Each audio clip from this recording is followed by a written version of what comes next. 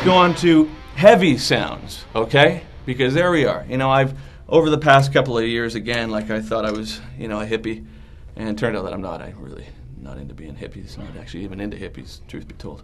Soap dodging patchouli wearers. But, you know, I use my fingers a lot. You know, like I kind of like the attack of the thumb.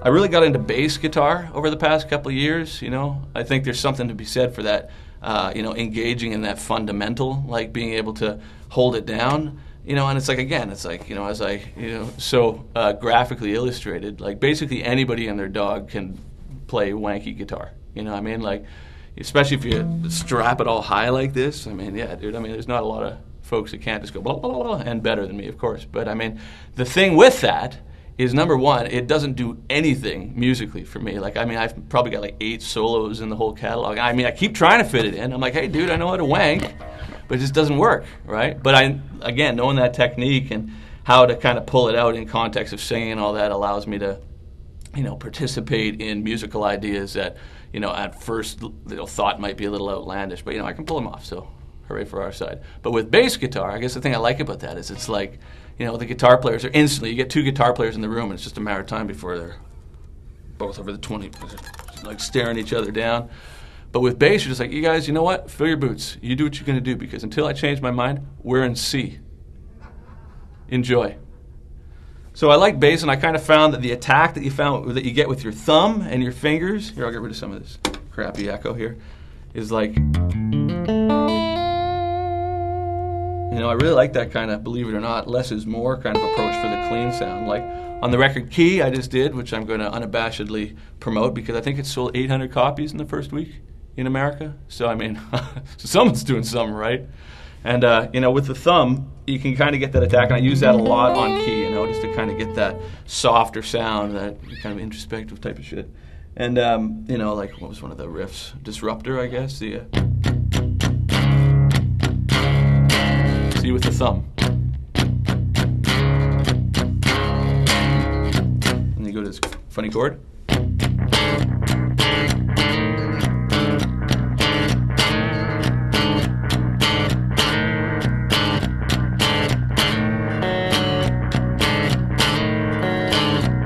faces included. It's the 1 harder. I don't know if that was a 1. It is to me. Canadian one. So anyway, you know, going back to the finger sound, yeah, I use it. And going back to Key, yeah, I buy it. So going back to the heavy sound, yeah, I do it as well. And basically it comes down to the way you attack your strings. Like a lot of folks, when they're playing heavy, you know, the trick, you know, of course, you know, I'm, 37, 38 years old.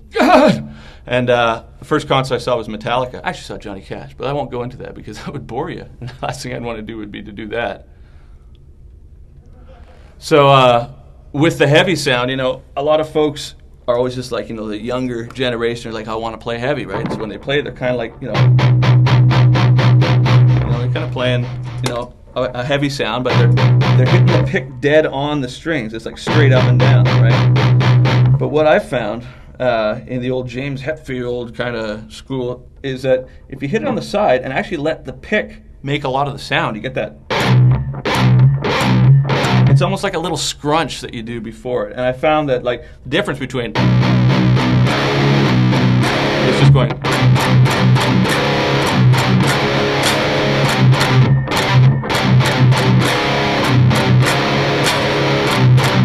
And I think a lot of it has to do with where you place your beat as well. I've always preferred to play with drummers who are behind the beat, just slightly, still on, but just enough to give it that sense of size.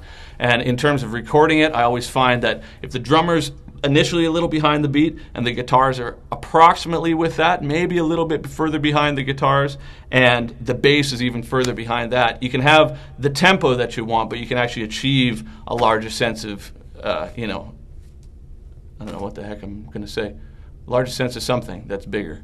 And, you know, sitting back is really the key element, you know, and I think that attack, too, when you're on the side, kind of automatically places you behind the beat because you're where the strings are falling, it's kind of got this, like, lazy attack to it, right? And even when you're doing the heavy stuff there, as opposed to,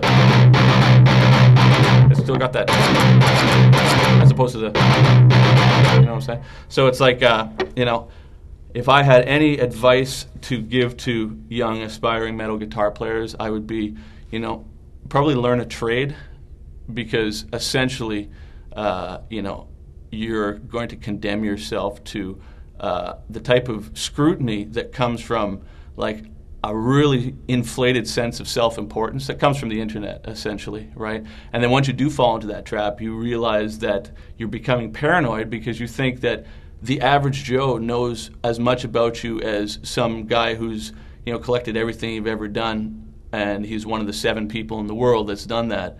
And that inflated sense of self-importance, I think, ultimately adds an anxiety to what you're doing and puts you in front of the beat. So, if I had any examples or any advice, just chill out, man. Smell the roses. And if the roses smell like music, get to the studio, sit behind the beat, and go, yeah.